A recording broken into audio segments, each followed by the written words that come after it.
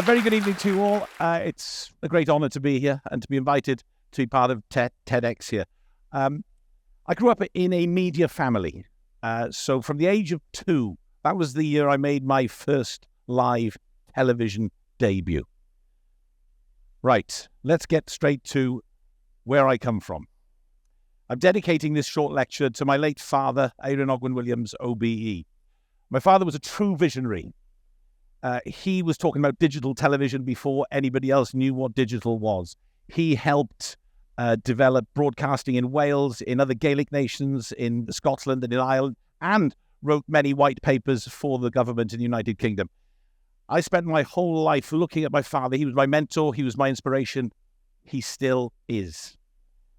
But he used to say one thing to me all the time, because we used to sit and watch things that he liked and I liked, but he was always thinking a step further. How do we look further down the line? What are the trends going to be?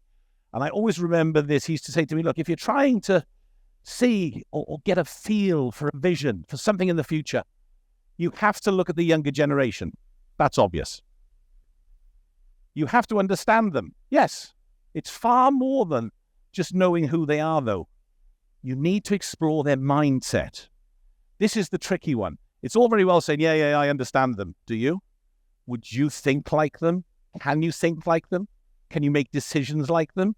And this is why he became an inspiration for many young television producers and companies, and many of them became very successful indeed, because he decided that the way to move forward was to think like those who are younger. And it's easier than it sounds. Who am I? Okay, I'm a broadcaster. I had a very good introduction there from Michael. I don't need to say much more. I joined Alcast Sports Channels in 2011. My main job, my bread and butter, is as a producer and a presenter of live English language programs for Alcast Sports Channels here in Qatar. So it keeps us busy with the local league, the Qatar Stars League, and so forth.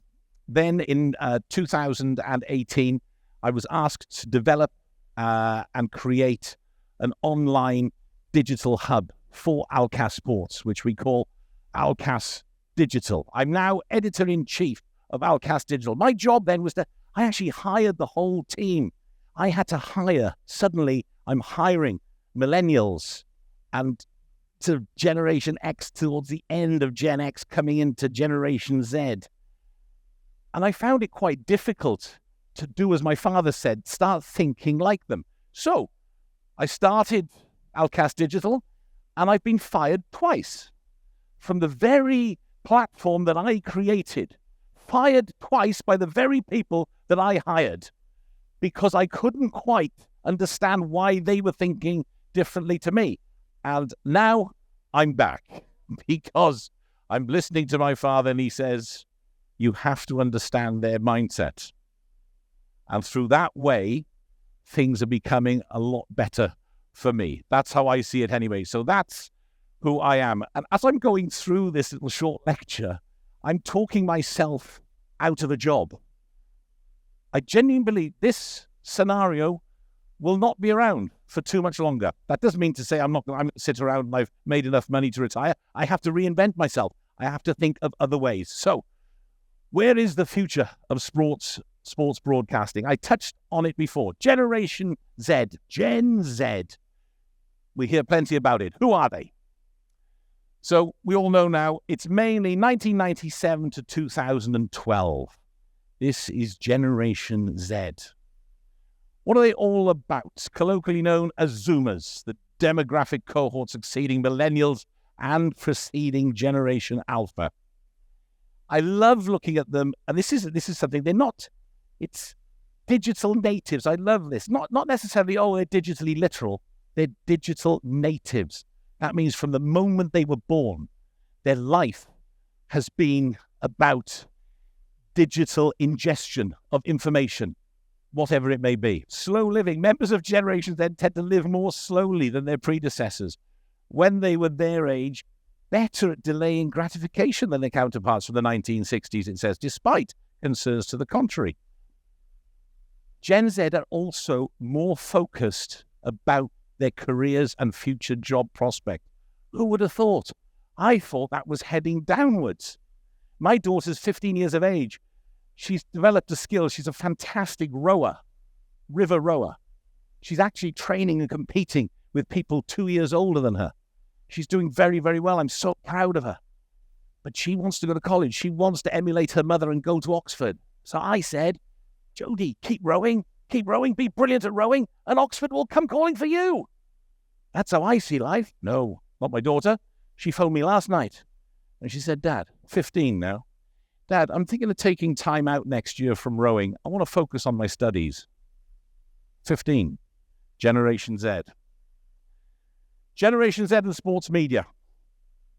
Okay, let's look at the two big events in the last year. The FIFA World Cup Qatar 2022, the 2023 Rugby World Cup. Prestigious international sporting events, boasting a global fan base that transcends borders, as we saw.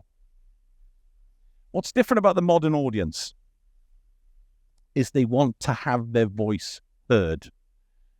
Me, part of, looking at Chris Robling there, a friend of mine, Matt Coleman, who works with Stats Perform from Australia, works with me here as well. If we're sitting down and we're watching sport, we like to have a chat. I like to have my opinion heard, but it's fine. I'll just do it with my friends. We'll have a couple of orange juices, have a meal, let's chat about the sport. This isn't enough. This is not enough going forward. They want to feel part of a community. They want to give their opinion, but on a larger scale, on a different scale. It's now time that we all, if we're involved in broadcasting, certainly digital broadcasting, digital media, it's time to harvest that opinion. And I put down on the bottom here, unless this audience receives the content that they crave, then we will continue to see the much publicized disengagement from live sports consumption. Goodness me, how worrying is that? How worrying is that for somebody like Sky Sports? Huge announcement yesterday. Sky Sports paid £6.7 billion. £6.7 billion for 4 years of English Premier League football. They better find out who's watching, and they better find that audience and keep them. Generation Z will soon become the most influential people on the planet here, the generation yet. More than $3.5 trillion in buying power. By 2030, 6 years away. And then suddenly, if we've not been thinking and if we've not thought about how we engage the next audience, we're losing out. So it makes them a generation worth competing for. Now, these are the slightly worrying trends if you're in sports broadcasting or sports digital media. 53% of Gen Zers identify as sports fans. 53%. Compared to 63% of all adults and 69% of millennials. We're already behind the 8 ball. We've already got problems. Gen Zers are half as likely as millennials to watch live sports regularly and twice as likely never to watch. I'd be worried if I just spent £6.7 billion, I'd be worried on, right, we need to be really focused on how we catch that audience and how we keep it. It's about engagement. How do we engage? It's all in sport. It's about the big moments. It's about, I just put down football and rugby, all sports. It's the big moments. That's what pulls us into and keeps us engaged in sports. The controversy, the tries, the goals. In football now, it's all about VAR. We hear more about VAR than we do the goals. But it's a talking point. It's engaging. And these moments are the ones that are important to rights owners and broadcasters. And that's why they spend so much money on them. The research points to a 4-second window of opportunity. 4 seconds. Now, that doesn't mean you have to do something every 4 seconds, but as I'll show you in a moment, it's incredible now how traditional broadcasts have started to look at engagement from the first whistle. There is always looking to engage, seeking ways of engaging. 4-second window. You better make that window count. A solution that has the capacity to harness and exploit these moments will bring value to the platform in terms of loyalty, retention, And let's not forget the important one, monetization. So how are sports going about it? The term that's used quite a lot now is gamification. What is gamification? You can read it behind me. The strategic attempt to enhance systems, services, organizations, activities by creating similar experiences to those experienced when playing games in order to motivate and engage users. It's very fun. I see it. I also run an F&B business here in Qatar, as if I haven't got enough on my plate, but I enjoy it. And I see a big difference already between young Americans who are coming in to relax and enjoy themselves. I have a pool table. And as I'm referring back to the time how I like to sit with my friends and discuss sport, I have these young Americans come in to come and play pool. And they always say to me, "Hey, Rod, you got the football on?" I say, "Yeah, I've got the football." And it's always college football. College football bigger than NFL. They want to see college football. "Yes, I've got it for you. No problem. Do you want it on by the pool table?" "Yeah, fantastic. I'll put the commentary on for you." No need. Keep the music on." "Keep the music on?" No. We want to listen to the commentary. That's what I want to do. But am I thinking right? That's not what they want. They already have different ways of engaging with the game. Not by listening to myself and my friend and my analyst and my ex-international talking about football and what we think is going to happen, or soccer. They are engaging, whether if it's legal and they can bet, they will do that. If they can pass a comment in what they thought was that the best pass, they are engaged in a conversation with the broadcaster and with other viewers around the world. So a former friend and colleague of mine, and he was head of English language programming here in Qatar for a while at beIN Sports, John T. Whitehead, he has taken up the reins. And I'm just going to show you an example now, a little clip from their reel on where gamification is heading with sports digital media. SportBuff is the best-in-class proprietary broadcast overlay technology, delivering the next generation of sports fan engagement.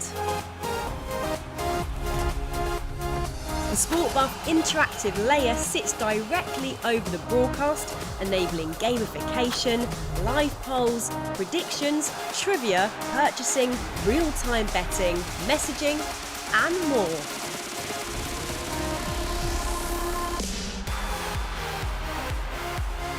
Every buff is worth points, letting fans play with and compete against their friends on live leaderboards, giving our partners the ability to engage, retain and monetize audiences on their own platforms.